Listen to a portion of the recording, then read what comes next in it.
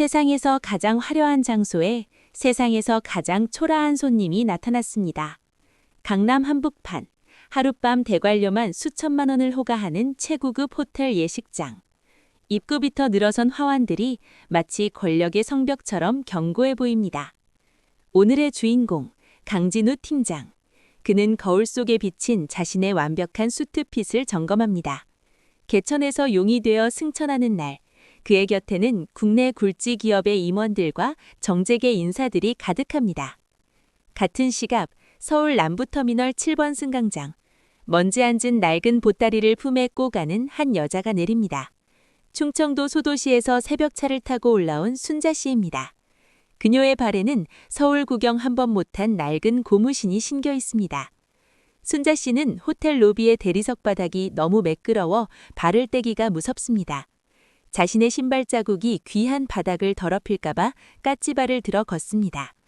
화려한 드레스를 입은 하객들 사이에서 그녀는 마치 잘못 끼워진 조각 같습니다. 진우가 있는 신랑 대기실. 그는 쉴 새 없이 걸려오는 축하 전화를 받느라 정신이 없습니다. 네, 전무님, 와주셔서 감사합니다. 곧 뵙겠습니다. 그의 목소리에는 자신감이 넘칩니다. 하지만 문득 마음 한구석이 서늘해집니다. 고향에 계신 어머니께 전화를 드려야 할지 망설이다 결국 휴대폰을 내려놓습니다. 어머니는 그냥 집에 계시는 게 도와주는 건데. 그 시각, 순자 씨는 호텔 2층 구석 청소도구 앞옆 좁은 공간으로 숨어듭니다. 그곳에서 그녀는 보따리를 풉니다. 집에서 가장 깨끗하게 빨아온 하지만 10년도 넘은 낡은 투피스. 아들의 결혼식에 입으려고 시장통에서 고르고 골랐던 옷입니다. 그녀는 행여나 아들의 체면을 깎아먹을까 걱정입니다. 동네 사람들은 아들이 대기업 팀장인데 왜 그러고 가냐고 성화였죠. 하지만 순자 씨는 압니다. 자신의 존재가 아들에게는 넘어야 할 가난의 증거라는 것을요. 순자 씨는 식장 안으로 들어가지 못합니다. 문틈 사이로 보이는 아들의 당당한 뒷모습을 본 것만으로도 충분합니다. 눈시울이 붉어지지만 화장이 번질까봐 손등으로 꾹 눌러 참습니다. 그때였습니다. 예식장 입구에서 하객들을 안내하던 보안 요원이 순자 씨를 발견합니다. 검은 양복을 입은 요원의 시선이 순자 씨의 낡은 보따리와 고무신에 머뭅니다. 저기요, 할머니, 여기 계시면 안 됩니다. 길 잘못 찾으신 것 같은데 나가주세요.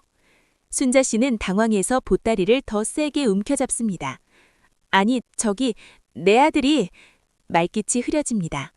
내 아들이 이 결혼식의 주인공이라고 당당하게 말하지 못합니다. 아들의 완벽한 하루를 망치고 싶지 않은 어머니의 마음입니다. 진우의 시선이 입구 쪽 소란으로 향합니다. 그곳엔 남루한 차림의 노파가 보안 요원에게 허리를 숙이고 있습니다. 진우는 본능적으로 그 뒷모습이 누구인지 알아챕니다. 심장이 내려앉습니다. 주변의 시선이 하나둘씩 그쪽으로 쏠립니다. 성공한 젊은 팀장의 결혼식에 어울리지 않는 불청객. 진우는 입술을 깨뭅니다. 그는 과연 어머니의 손을 잡을 수 있을까요? 아니면 모르는 척 고개를 돌릴까요? 가장 축복받아야 할 순간 비극은 소리 없이 시작되고 있었습니다. 어머니의 보따리 속에 숨겨진 눈물의 비밀은 아직 열리지도 않은 채로 말이죠. 저기, 여긴 관계자 외 출입 금지입니다. 가장 숨기고 싶었던 과거가 가장 화려한 순간에 눈앞에 나타난다면 기분이 어떨까요? 진우 씨는 지금 눈앞의 광경이 꿈이기를 바랍니다. 대리석 바닥 위에 덩그러니 놓인 낡은 고무신과 때자국 묻은 보따리, 그리고 그 옆에서 고개를 숙이고 있는 작디 작은 자신의 어머니. 호텔 보안 요원의 목소리는 단호하고 차갑습니다. 세련된 예식장 분위기를 해치는 부적절한 요소를 제거하려는 사무적인 태도였죠. 하객들의 시선이 하나둘씩 그쪽으로 쏠립니다. 누구 집 할머니야? 길을 잘못 드셨나 보네. 나지막한 속삭임들이 송곳처럼 진우 씨의 귀에 박힙니다. 진우 씨는 발을 떼기 못합니다. 지금 저 노인이 내 어머니라고 나서는 순간 그가 평생 공들여 쌓아온 완벽한 엘리트라는 성벽이 무너질 것만 같습니다. 자신을 존경 어린 눈으로 보던 회사 상사들, 부유한 처가 식구들, 그들의 눈에 비칠 나물 파는 할머니의 아들이라는 꼬리표가 두려웠던 겁니다.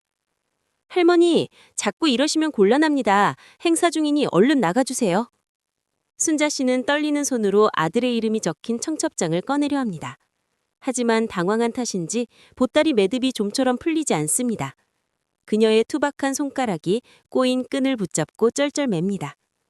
그 모습을 지켜보던 하객들 사이에서 비웃음 섞인 헛기침 소리가 들려옵니다. 진우 씨는 결국 고개를 돌려버립니다. 옆에 있던 대기업 전무님에게 애써 미소를 지으며 말을 건넵니다. 요즘 호텔 보안이 예전만 못하네요. 정리가 좀 필요한 것 같습니다. 자신의 어머니를 정리 대상으로 치부해버린 비겁한 말이었습니다. 그때였습니다. 신부 대기실에서 상황을 지켜보던 수연 씨가 천천히 걸어 나옵니다. 오늘의 또 다른 주인공, 수연 씨는 진우 씨와는 달랐습니다. 그녀는 보안 요원의 손에 이끌려 나가는 노인의 뒷모습에서 말로 설명할 수 없는 슬픔을 읽어냅니다. 굽은 등과 낡은 옷, 그리고 무엇보다 아들을 향해 차마 뻗지 못한 그 손의 간절함을 말이죠. 잠시만요. 제가 모시는 분입니다. 수연 씨의 목소리가 로비에 울려 퍼집니다. 진우 씨의 안색이 순식간에 창백해집니다. 요원의 손이 떨어지고 순자 씨는 놀란 눈으로 신부를 바라봅니다. 눈부시게 하얀 드레스를 입은 여자가 자신을 모시는 분이라 칭하며 다가오고 있었으니까요. 수연 씨는 망설임 없이 순자 씨의 거친 손을 잡습니다. 흙먼지가 묻은 보따리도 대신 받아듭니다. 주변의 시선은 이제 조봉이 아닌 경악으로 바뀝니다. 하지만 수연 씨는 아랑곳하지 않고 순자 씨의 귀에 대고 속삭입니다. 어머니, 많이 기다리셨죠? 제가 진우 씨 아내 될 사람이에요. 이쪽으로 오세요. 어머니라는 단어가 예식장 로비에 선명하게 낙인 찍힙니다. 진우 씨는 도망치고 싶었습니다. 자신이 그토록 숨기고 싶었던 가난의 민낯을 신부가 가장 먼저 안아버렸기 때문입니다. 수연 씨는 굳어버린 진우 씨를 차가운 시선으로 한번 쳐다보고는 순자 씨를 신부 대기실 안으로 조용히 모십니다. 대기실 소파에 앉은 순자 씨는 가시방석에 앉은 듯 몸을 움츠립니다. 비싼 소파가 자신의 옷 때문에 더러워질까봐 엉덩이를 끝에만 살짝 걸칩니다. 수연 씨는 그런 순자 씨 앞에 무릎을 굽히고 앉아 눈을 맞춥니다.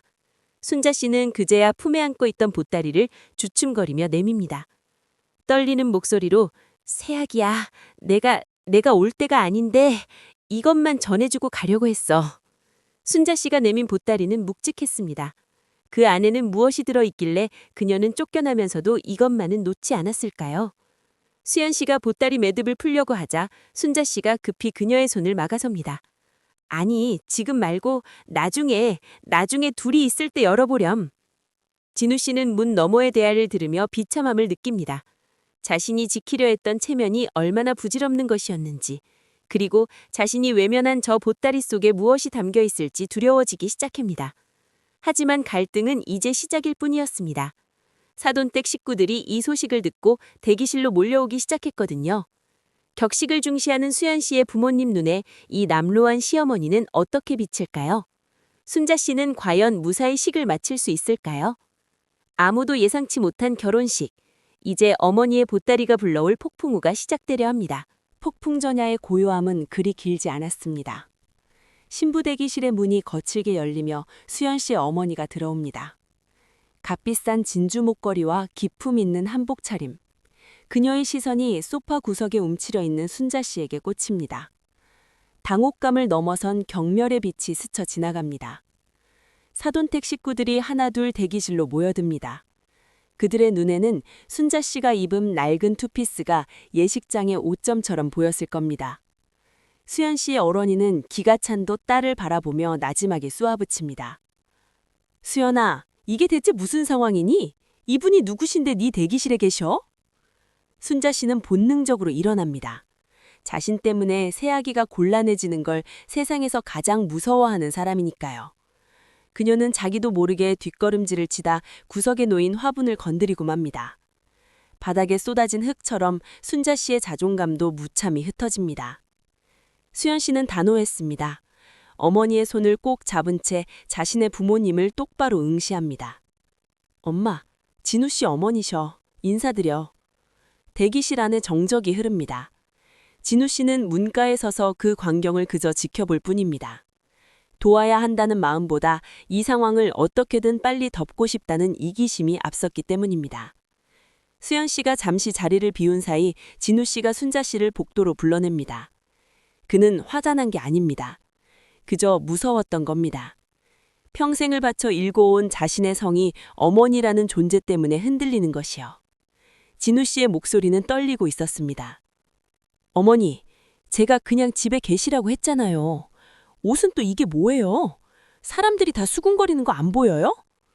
순자 씨는 아무 말도 하지 못합니다. 아들의 화려한 수트에 자신의 흙 묻은 손이 닿을까봐 옷소매를 잡지도 못합니다. 그저 품에 안은 보따리를 더 꽉 껴안을 뿐입니다. 그녀에게 이 보따리는 아들에게 줄 마지막 선물이었고 동시에 아들의 짐이었나 봅니다. 순자 씨는 결심 않는 입술을 깨뭅니다. 사랑하는 아들이 자신을 부끄러워한다는 사실을 확인한 순간 그녀의 심장은 멈춘 것만 같았습니다. 그녀는 아들에게 방해가 되지 않는 가장 확실한 방법을 선택합니다. 사라지는 것. 아들의 인생에서 자신이 보이지 않게 숨어버리는 것 말이죠. 그래, 진우야. 내가 생각이 짧았다. 나 갈게. 갈 테니까 너는 웃으면서 들어가거라. 순자 씨는 진우 씨의 대답도 듣지 않고 몸을 돌립니다. 뒤도 돌아보지 않고 걷는 그녀의 걸음걸이가 위태롭습니다. 복도 끝 축의금 접수대 구석, 보이지 않는 틈새에 그녀는 그 무거운 보따리를 내려놓습니다. 마치 평생 짊어온 무거운 업보를 내려놓는 사람처럼 말이죠. 결혼식은 시작되었습니다.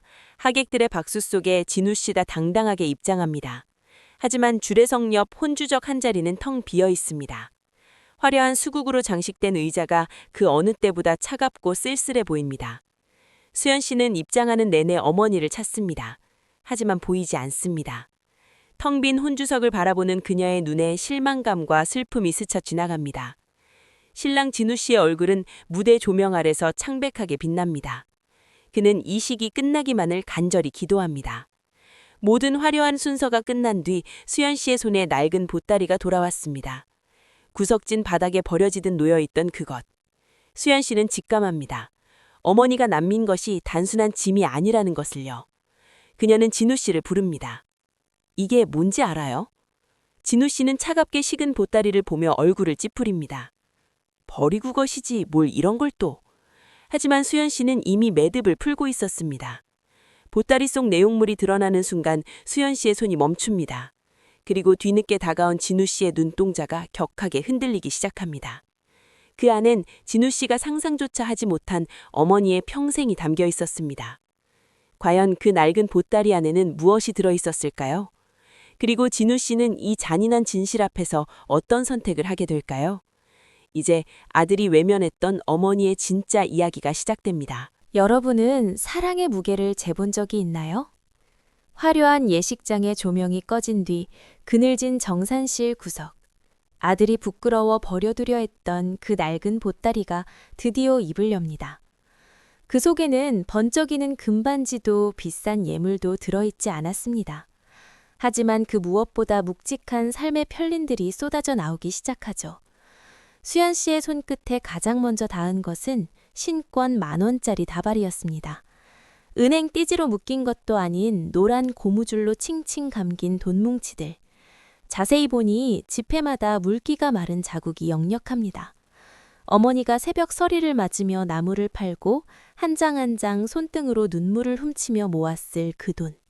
총액 5,000만 원. 시골 장터에서 푼돈을 받아 챙기던 노인에게는 평생의 시간이자 목숨과도 같은 무게였습니다. 진우 씨는 그 돈에서 나는 냄새를 압니다. 어릴 적 학교에 다녀오면 어머니의 앞치마에서 늘 나던 그 비릿한 흙냄새. 자신이 그토록 지우고 싶어 했던 자신의 뿌리였던 그 냄새 말입니다. 돈뭉치 사이로 낡은 통장 하나가 툭 떨어집니다. 통장 첫 페이지에는 비뚤비뚤한 결시로 우리 아들 장가 갈 때라고 적혀 있습니다. 첫 입금액 3,200원. 30년 전 어느 날의 기록입니다. 그것은 편지였습니다. 아니, 편지라기보다는 낙서에 가까운 낡은 종이였죠. 진우 씨가 초등학교 1학년 때 카네이션 대신 어머니 가슴에 달아드렸던 약속. 엄마, 내가 성공하면 세상에서 제일 예쁜 비단구두 사줄게 라고 적힌 어린 날의 맹세. 순자 씨는 아들이 기억조차 못하는 그 하찮은 종이를 보따리 깊숙이, 심장 가까이 품고 살았던 겁니다. 진우 씨 어머니는 비단길을 걷고 싶으셨던 게 아니에요. 당신을 비단길로 보내려고 본인은 평생 가시밭길을 걸으신 거라고요. 순간 진우 씨의 머릿속에 아까의 장면들이 주마등처럼 스쳐 지나갑니다. 보안 요원에게 쫓겨나던 어머니의 구분등, 아들의 체면을 위해 청복장조차 내밀지 못하던 떨리는 손, 그리고 결정적으로 자신이 어머니를 외면하며 뱉었던 차가운 말들. 그 모든 화살이 이제야 자신의 가슴으로 돌아와 박힙니다. 엄마, 엄마! 성공한 대기업 팀장, 완벽한 신랑의 모습은 간데 없습니다. 그저 어머니의 희생을 막고 자란 세상에서 가장 미련하고 못난 아들만 남았습니다. 그는 보따리에 얼굴을 묻고 오열합니다. 거친 천의 감촉이 마치 어머니의 갈라진 손등처럼 그의 뺨을 어루만지는 듯합니다. 진우 씨는 달리기 시작합니다. 호텔 로비에 하객들이 쳐다보든 말든 상관없습니다. 비싼 수트 상의가 구겨지고 구두굽이 닳도록 달립니다. 어머니가 가셨을 곳은 뻔합니다. 서울 지리를 모르는 노인이 홀로 찾아갈 수 있는 곳, 고양행 버스가 있는 남부터미널 뿐입니다. 멀리서 순자 씨의 뒷모습이 보입니다. 그녀는 편의점에서 산 차가운 보름달빵 하나를 꺼내 오물거리고 있습니다. 혹시라도 배가 고파 아들의 잔칫집 음식을 축낼까봐 식장에서는 물 한 모금 마시지 않았던 어머니입니다. 그 초라한 뒷모습이 오늘 본 그 어떤 화려한 장식보다 진우 씨의 심장을 아프게 찌릅니다. 숨을 몰아쉬며 갈라진 목소리로 "엄마!" 순자 씨가 깜짝 놀라 뒤를 돌아봅니다. 턱시도를 입은 채 땀과 눈물로 번벅이 되어 달려온 아들을 보며 그녀는 화달짝 놀라 일어납니다. 자신 때문에 식이 잘못된 줄 알고 아들의 손부터 덥석 잡으며 걱정합니다. "진우야, 왜 이랴? 무슨 일 있었냐? 식은 잘 끝냈고?" 지문. 진우가 터미널 바닥에 무릎을 꿇고 순자의 거친 손을 자신의 얼굴에 갖다 대며 흐느낀다. 터미널의 수많은 사람이 이 기이한 광경을 지켜봅니다. 번듯한 신랑이 노파 앞에 무릎 꿇고 우는 모습. 하지만 진우 씨에게는 이제 아무것도 부끄럽지 않습니다. 세상에서 가장 귀한 보물을 몰라봤던 자신의 어리석음만이 부끄러울 뿐입니다. "엄마, 죄송해요. 내가 다 잘못했어. 집에 가지 마, 엄마." 순자 씨는 아들의 머리를 말못 없이 쓰다듬습니다. 그저 아들의 옷에 묻은 먼지를 털어주며 빙그레 웃습니다. 그 용서의 미소가 진우 씨를 더 아프게 만듭니다. 하지만 이들의 화해 뒤에는 아직 해결하지 못한 숙제가 남아 있습니다.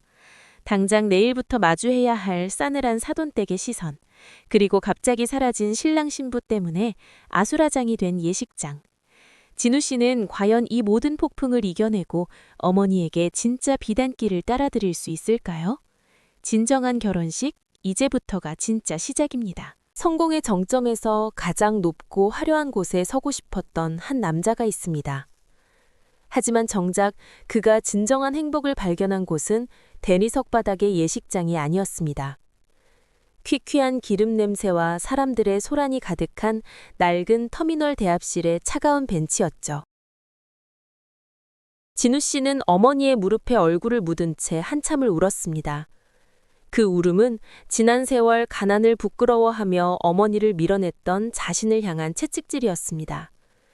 순자 씨는 그저 아들의 젖은 등을 토닥입니다. 마치 "괜찮다, 다 안다" 라고 말하는 것 같은 그 손길이 진우 씨의 얼어붙은 마음을 녹여내립니다. 수연 씨는 아무 말 없이 순자 씨의 다른 한 손을 잡습니다. 명문가 외동딸로 자라 부족함 없이 살아온 그녀였지만 오늘 이 터미널에서 본 풍경은 그 어떤 예술작품보다 강렬한 울림을 주었습니다. 그녀는 시어머니의 갈라진 손등 위로 자신의 부드러운 손을 겹치며 결심합니다. 이 낡은 보따리가 부끄러움이 아닌 이 집안의 가장 고귀한 유산이 되게 하겠다고 말이죠. 다정한 목소리로 "어머니, 저희 아직 식사한기도 못했어요. 우리 맛있는 거 먹으러 가요. 진우 씨가 어머니 제일 좋아하시는 거 사드린대요." "아니요, 너희 바쁠 텐데 어서 돌아가 봐라. 난 이 빵 하나면 충분하다." 순자 씨는 끝까지 아들 내위의 앞길을 걱정합니다. 하지만 이번엔 진우 씨가 물러서지 않습니다. 그는 어머니의 진가방을 뺏어들고 어머니의 팔짱을 꽉 끼웁니다. 남들의 시선은 이제 중요하지 않습니다. 그에게는 지금 곁에 있는 이 작고 마른 여인이 세상에서 가장 자랑스러운 훈장이니까요. 1년이라는 시간이 흘렀습니다. 많은 것이 변했죠. 진우슈는 여전히 유능한 팀장이지만 이제는 주말마다 아내와 함께 시골행 버스에 몸을 싣습니다. 처가 식구들과의 갈등이 없었던 건 아닙니다. 하지만 수연 씨의 진심 어린 설득과 진우 씨의 변화된 태도에 장인 장모님도 조금씩 마음의 문을 열기 시작했습니다.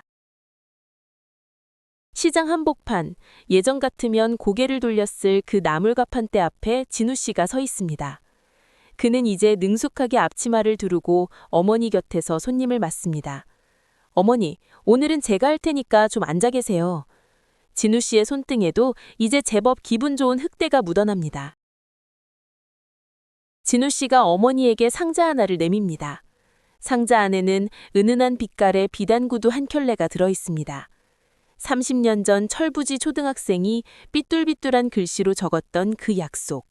어머니가 보따리 속에 고이 간직했던 그 꿈이 드디어 현실이 된 순간입니다. 순자 씨는 구두를 만져보지도 못하고 눈물부터 떨굽니다. 이 비싼 걸 뭐하러 사왔냐며 타박하면서도 아들이 신겨주는 구두에 조심스레 발을 넣습니다. 거칠고 투박했던 어머니의 발이 비단결에 감싸입니다. 그것은 단순히 신발 한 켤레가 아니라 평생을 자식 위에 달아 없어진 어머니의 시간에 대한 아들의 뒤늦은 헌사였습니다. 진우 씨는 이제 압니다. 진정한 성공이란 높은 자리에 오르는 것이 아니라 자신을 키워준 사랑의 뿌리를 잊지 않는 것임을요. 그는 매일 아침 거울을 보며 다짐합니다.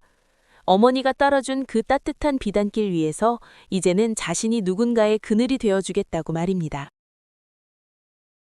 여러분, 당신의 보따리 속엔 무엇이 들어있나요? 혹시 너무 낡고 초라해서 외면하고 있는 소중한 진심은 없으신가요? 오늘 밤 부모님의 거친 손을 한번 잡아보시는 건 어떨까요? 그 손 안에 당신을 향한 평생의 비단길이 들어있을지도 모르니까요. 우리 시대의 모든 어머니와 아들, 딸에게 이 이야기를 바칩니다.